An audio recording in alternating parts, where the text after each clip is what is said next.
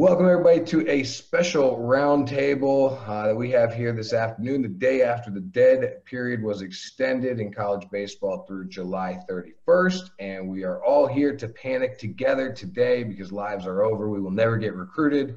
So we have Bill Cilento from Wake Forest. We have Billy Mohl from South Florida and Tony Vitello from Tennessee with us, helping us out. Good morning, gentlemen. I'm going to throw it right to you, Coach Cilento. Is the world of recruiting over forever? No, absolutely not. Maybe to slow it down a little bit, but I think recruiting will continue. I think coaches nowadays are going to have to get more creative and find ways to reach potential student athletes. And I also think on the flip side, coaches are going to be starving from information from them, to try and evaluate. It's going to become about relationships. It's always been about relationships, but even more so, trust is going to be a premium for us. What about you, Coach Mohl in South Florida? Is recruiting over forever? Absolutely not. This is just a small bump in the road. There's still kids to be recruited, and everything else has just changed the way that we got to go about it a little bit. As disappointing as it is that, now we got to wait till August 1st to go out. Recruiting never stops. It will never stop. And this is just a small bump in the road that we got to get through. Coach Vitello in Tennessee, what should the panic meter be on right now? Because everybody wants to panic. So recruiting over forever, panic mode high, where are we at? No, I mean, there's certainly circumstances that could cause you to panic, but, panic never is good in any situation. I think for now, the best thing to do is take a step back and realize that everybody is in the same boat. I think all three coaches here, from having seen these guys, how many games they've been at, everyone likes to be involved in baseball and be out recruiting. Kids obviously like to be recruited, but it is a level playing field right now. No one is able to go out and no one's able to be seen. And so as Bill said, we're all going to have to get a little more creative than we've been in the past. So I'm going to stick with you, Coach Vitello. What is one of the things that's going to come up from families is, well, should I play summer ball? Should I travel to this city or that city and stay in hotels and spend my money if coaches aren't going to be there? How does this impact summer ball, do you think, or, the value of summer ball? Sure. I think it'll regionalize things a little bit more. And that's just me inferring from what we got going on. I think things will be delayed a little bit. By now, teams are usually cranking up, their own tournaments or practices to gear up for what are maybe considered the bigger tournaments. But I can see regionalization being a big thing, and I do think kids should go out of their way to make sure they play. I mean, this is a sport where it's a dangerous thing, especially as a hitter. I mean, I could see a fresh arm as a pitcher, but to not get at-bats from March until September would be detrimental. I don't think there's any way to say that. Now, is it worth risking your life? No. But I'm not a doctor. There's a lot of different things out there with the virus. I don't want to get into the politics of that too much, but I think you want to be relatively safe. It doesn't make a lot of sense to travel too far or to a hot zone or stop in too many places along the way. But, I just stayed in a hotel recently. I can tell you it was the cleanest hotel I've ever stayed in. You could smell that disinfectant anywhere in the building. That's definitely good advice. Coach Mohl, South Florida, impact on travel ball, do you think? I think kids need to get out and play. I mean, it depends where you are in the country and the different restrictions that you have. I know Florida finally opened up where kids can get back to youth activities and baseball. These guys missed for the high school kids, these guys missed most of their senior year, junior years. They need to get out and play, just like Coach Vitello said. For a hitter to miss out on those at-bats, that's crucial development time. Summer ball, the one thing that will be interesting to see is now these summer ball teams, there's not all those recruiters and scouts out there in the stands.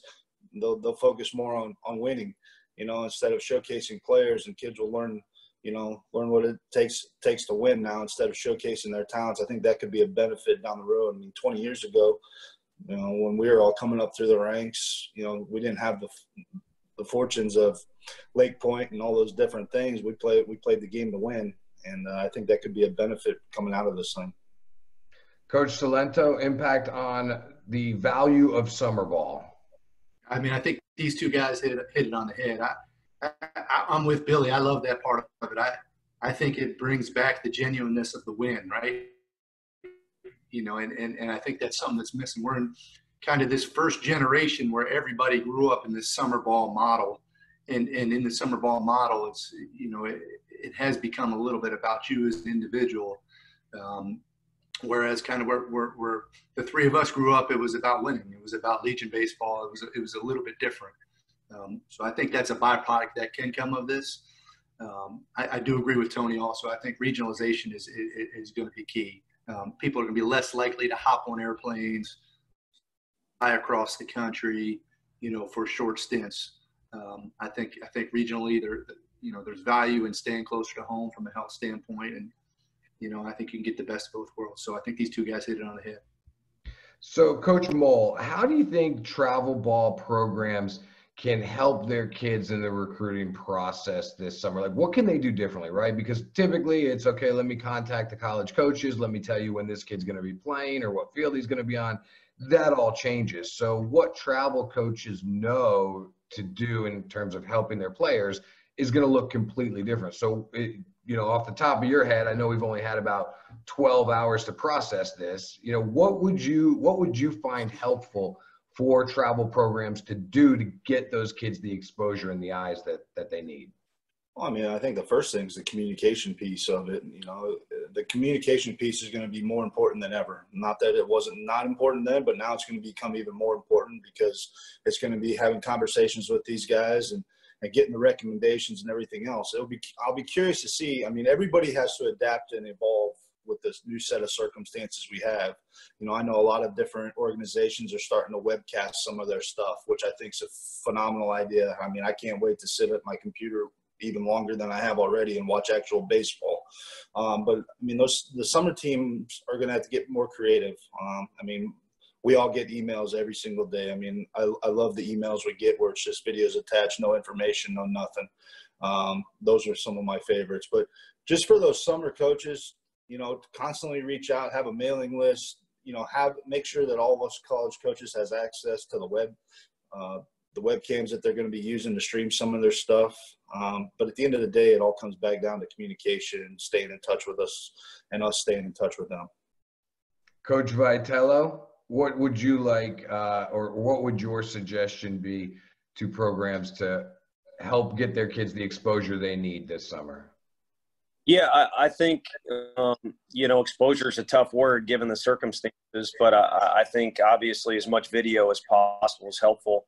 And I think also, the information, to piggyback on the idea of communication, the information needs to be as factual as possible. And not that it's not, but I think baseball is the most difficult sport to predict the future. Every sport, there's some guessing to an extent when you're recruiting, but this is going to be a little bit scarier of a summer where mistakes, they don't have to be, but they could be, coming at a higher rate because you're not actually at the park seeing it with your own eyes. You're not vibing it out. You're just going off video, which is never going to be as accurate as being in person. But you look at how football does it, there's a tremendous amount of video they go off of. But they've also got some parameters that they get from camps and coaches and things like that allow them to line up facts about what the kid is and what the kid isn't. And Coach Cilento, any ideas on how the travel programs could help the kids this summer in the, unorthodox way? Yeah, I mean, communicate, get information out there, get accurate information out there. We're gonna rely on the people that we trust in circumstances like this. When I can't get my eyes on a player, or these guys can't get their eyes on a player on a regular basis and see what they do, not only on the field but off the field and how they handle themselves, we're gonna rely on information from people we trust. So again, for all of us, it's going to be about building relationships and keeping those relationships that we trust, so that we can accurately, hope to not make that mistake that could come back and bite us 3 or 4 years down the road. Yeah, I was talking to somebody last night kind of about that exact point, how this is going to be actually a make or break time for a lot of these travel ball coaches and high school coaches and recruiter type people, because you are going to have to rely on them more than ever. And you're really going to find out, who's giving you the truth, who's a good evaluator and who's not. So I think I think it's really a great opportunity for those other people. But it also, like Tony said, it could turn out to not be something great for some of these people if they're not being 100% factual about the kids they're promoting. Let's stick with Coach Cilento. People are going to ask, well, now that I can't get in front of you this summer, should I be going to more showcase events or more this or more that? We know there's a bunch out there. Do you think that makes a big difference this summer?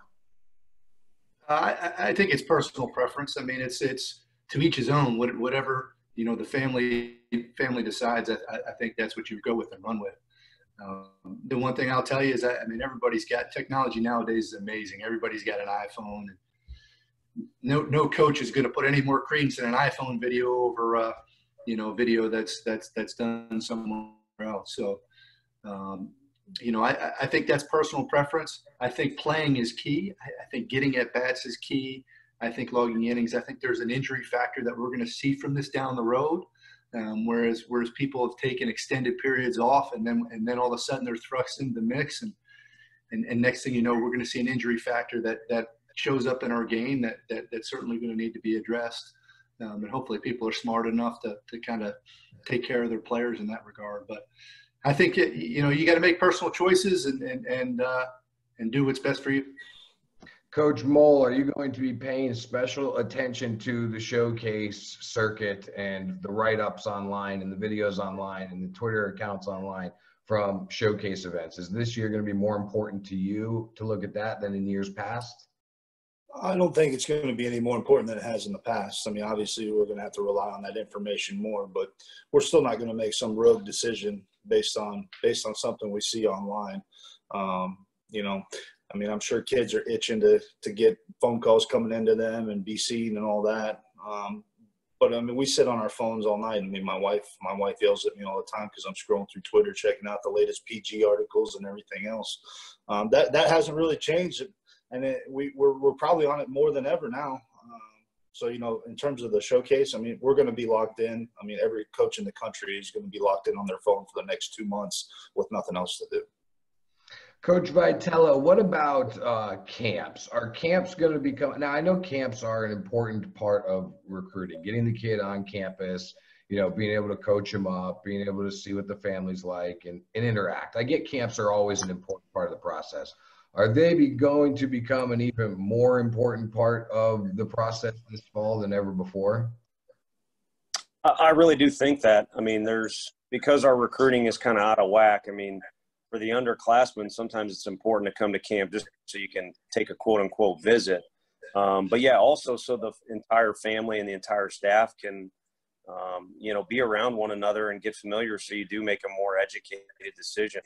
I think there's, an interesting situation going on now with camps because there are certain schools and conferences that don't have the same rules. And I think the NCAA is hesitant to allow Tennessee to have a camp on August 1st when other schools may not. I know Arkansas, where I used to work, they eliminated camps all the way throughout the summer. And if I'm not mistaken, I think the Big 12 made a conference rule on what you can and can't do with camps. So as much as I like how our university's kind of hung back and not been quick to act on the thing, so we still have some dates available. I shouldn't be saying this, but yeah, I don't think it's fair for us to have an availability to have kids on campus and others don't. So it'll be interesting to see when that first camp date is for any school, and then also for every school, if that makes sense. Yeah, definitely. Coach Cilento, camp's going to be more important than ever. And, any suggestions on how kids should maybe filter through camps? Because everybody is going to be trying to get kids to go to every camp for a number of reasons this fall. Sure. To answer your question, yes, camps are going to be important. It's a vital piece from an information standpoint. I think what it does for college coaches, it allows us to kind of minimize our margin for error. The more information we have, the more we know about an individual, the better the decision we can make. So camps have always been a vital piece, I think, for us, in almost every college baseball program, especially on the underclass side. As far as, how do you decide? Everybody's got camps. I think, the best thing you can do is no matter what stage you're at in the game, you can make a list and figure out what's important to you, and find schools that fit that mix. And there's your targets for camp. Most of the time, a lot of those camps bring in outside coaches along with it. And, you tend to get like schools at like camps. So you have chances to get some exposure, and you can gain valuable information about programs on your side to help benefit you. Coach Mohl, I'm a family. I only have about $500 to spend. I can either go to one of the showcase events or I can go to a couple of camps. Which one should I be going to? Which one's going to help me more potentially in this process? Well, it depends what period we're in. Do I get a chance to go sit live and be in front of coaches at a college camp, or do I go to a showcase camp where my stuff pops up on Twitter? There's not a good answer for that. Either one's a good option. I know for us with camps, we've signed a lot of players out of our camps. Obviously being in Florida with the talent that's around, we get pretty good talent at camp, and it's a great time to get, your hands on them and work with them and see how they interact with teammates and things like that. But the whole camp showcase thing, the money that's being spent, I don't see parents forking out the money like they used to, especially in the economic times that are going on right now. So it's going to be a family preference in terms of what you think is going to benefit your kid the most. If it were my kid, I'd tell them pick 3 or 4 schools. We'll spend the money on those camps. We'll send them there. That would be my personal preference with one of my boys. So, Coach Mohl, sticking here with you for a second, are you anticipating that even at the Division I level, or preparing mentally that, hey, we might be having to recruit kids strictly off video that we never get to see in person? Yeah, everything's on the table right now, right? We don't know. We just got extended to July 31st. We don't know if that's a final thing, if they extend it longer. We're going to have to change the way we do things. Now, the part that, Coach Whitson and I had this conversation the other day was, being able to be at the field and see how a guy competes, see how he acts in the dugout, see when things go wrong, what it's like. We're not going to have that luxury anytime soon. So it is, we're definitely going to, as Bill said earlier, we've got to get more creative with it. Video could be a thing. I'm not going to lie, we've signed kids off video. I think everybody around college baseball is taking a chance on the kid on video. Would I prefer that? No, I'd prefer to be at the field watching these guys, but different times, different measures, we gotta adjust and adapt, or eventually die. Coach Cilento, every program's different, right? Are you feeling like you may be put into a situation where you're going to have to recruit a kid that you never lay eyes on, or is that just not a road that you're willing to go down? We'll see. I do think that's a distinct possibility in these times. You don't know. Obviously, like Billy said, it's something you don't want to do. You would rather not do. But guess what? Our job is always to protect our programs and do what's best for our programs. And that situation can certainly present itself, and it's more likely to present itself in the times we're in. Coach Vitello, does this slow down recruiting for you? As an SEC team, I know here's what I've seen, okay? And everybody's different. This isn't the truth for the whole world. Here's what I've seen. I've seen kids right now that are SEC, ACC talent being offered by schools that are maybe a tier or 2 below. And they're hoping that they get this kid locked up before the kid ever gets a chance to play in front of that SEC or ACC school. Is this going to – puts the kid in a rough position. Is this going to slow down recruiting for you guys? I think the draft is going to slow us down more than anything. You now have locker rooms flooded with more players. And, I think every school is a little different, but everyone has more players that's going to be on the field. That's fair to say. But it's not just an excess of players, but it's players that are really good because they're guys that would have signed out of high school or would have signed as a junior or even a senior and been gone. So, and that's going to be a 2 or 3 year trickle down effect that's going to cause you to maybe not need as many guys in upcoming classes. So I think if anything's going to slow us down, it's going to be that. There's always been kind of the game within the game of trying to get a guy before someone sees him. And I think everyone's been guilty of that. It's not based off what conference you're in or not in.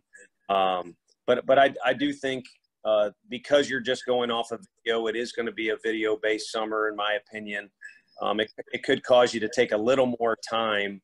And to be honest with you, too, we get to live the life of a basketball coach. Not that those guys don't work hard, but we're going to be in the air conditioning. And I think these two guys would agree with me, but when you're at Lake Point, the imaginary place you have behind you there.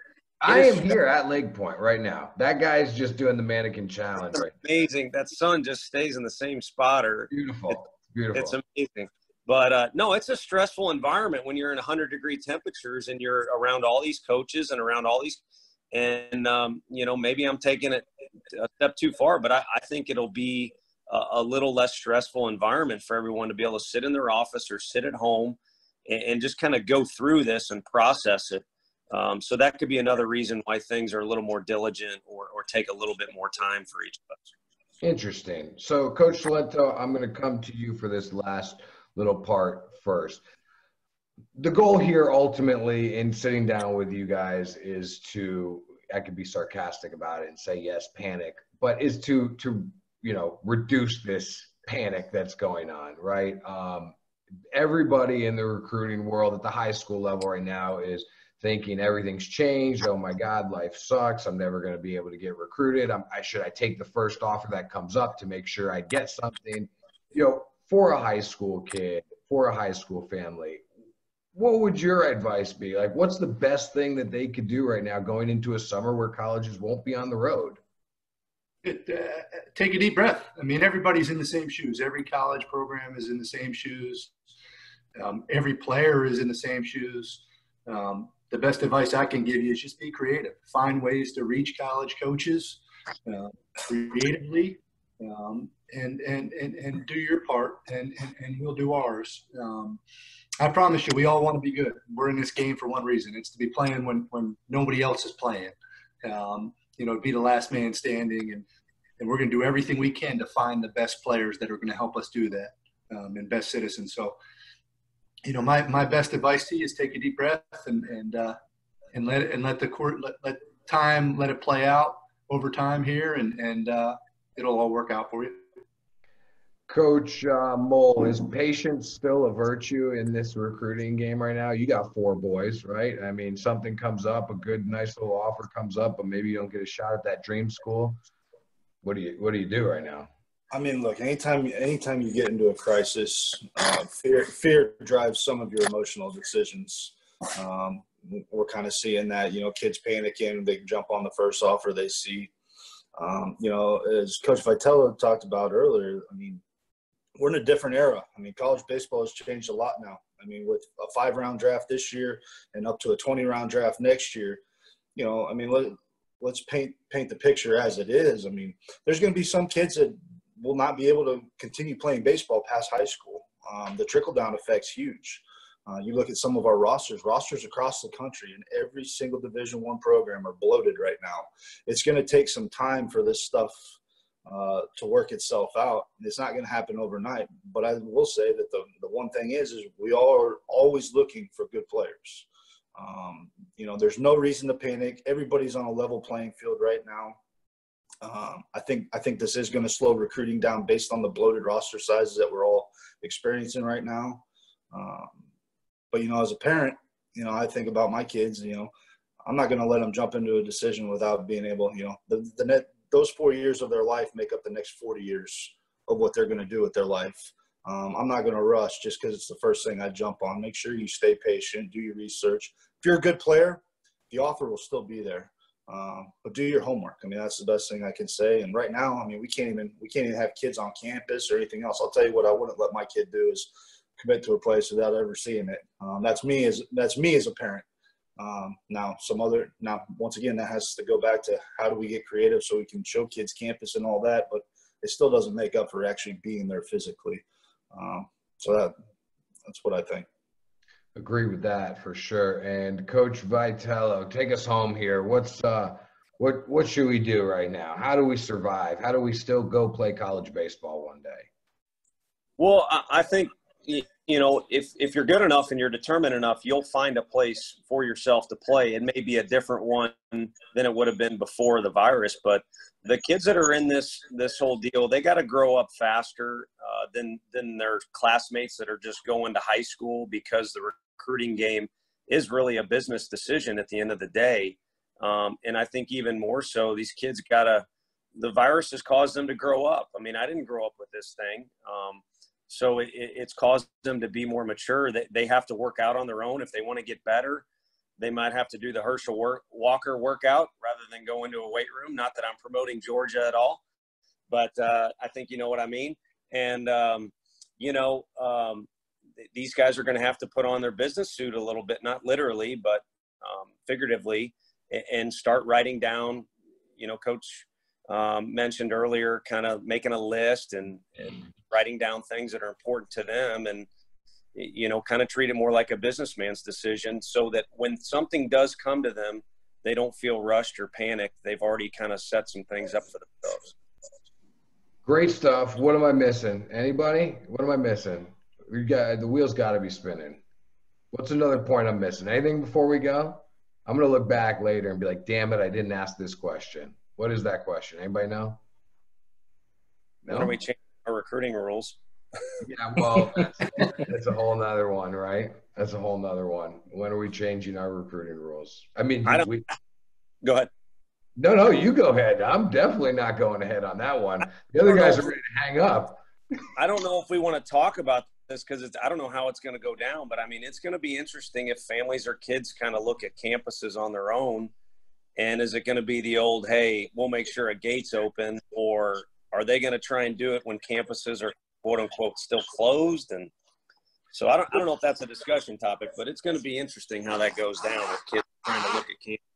Well, one of the things about that is that you have city campuses which are wide open, and then you have more, self-enclosed campuses which can shut themselves down.